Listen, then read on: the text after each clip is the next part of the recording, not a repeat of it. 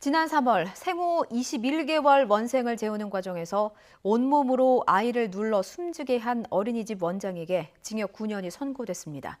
하지만 유족 측은 원장이 학대 행위로 아이가 죽을 수 있었다는 것을 알 수 있었다며 살인죄를 적용해 더 강한 처벌이 내려져야 한다고 주장했습니다.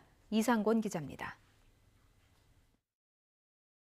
어린이집 원장이 아이를 바닥에 엎드린 채로 눕히고 이불과 함께 다리로 감싸 안습니다. 아이가 고개를 들거나 다리를 움직이면 팔과 다리를 이용해 더 눌렀고 10분이 넘도록 자세를 바꾸지 않았습니다. 원장이 아이가 숨을 쉬지 않는 것을 확인한 건 자리를 떠나고 1시간이 지난 뒤였습니다. 대전지법은 아이를 억지로 재우다 숨지게 하고 원아 10여 명을 수십 차례 학대한 어린이집 원장 50대 A씨에게 징역 9년을 선고했습니다.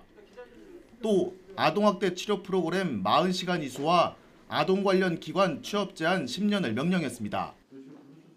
재판부는 아이를 믿고 맡긴 곳에서 학대를 당했다는 것이 충격이라며 엄한 처벌이 불가피하다고 지적했습니다. 또 피해 아동의 부모가 받아들이기 힘든 고통 속에 살게 됐고 아이의 몸을 구속하는 학대 행위로 다른 아이들에게도 중한 결과를 초래할 수 있었다며 질타했습니다. 아동학대 방조 혐의로 함께 재판에 넘겨진 보육교사 B씨에게는 징역 1년에 집행유예 2년이 선고됐습니다. B씨는 원장의 행동이 아동학대에 해당하는지 몰랐다고 주장했지만 재판부는 받아들이지 않았습니다. 하지만 원장이 반성하는 태도를 보이는 점, 보육교사가 학대에 직접 가담하지 않은 점, 피고인들이 형사처벌을 받은 전력이 없는 점 등이 감형사유로 고려됐습니다. 유족 측은 원장의 살인 행위에 고의성이 있고 아동학대 신고 의무자에 대해서도 더 강한 처벌이 내려졌어야 한다며 이번 판결을 이해할 수 없다고 밝혔습니다. 한 번에 사람의 목숨까지 빼앗은 이런 범죄에도 그런 거를 감형 요소로 사용해야 되는지에 대해서 큰 의문을 좀 제기하고 싶고요.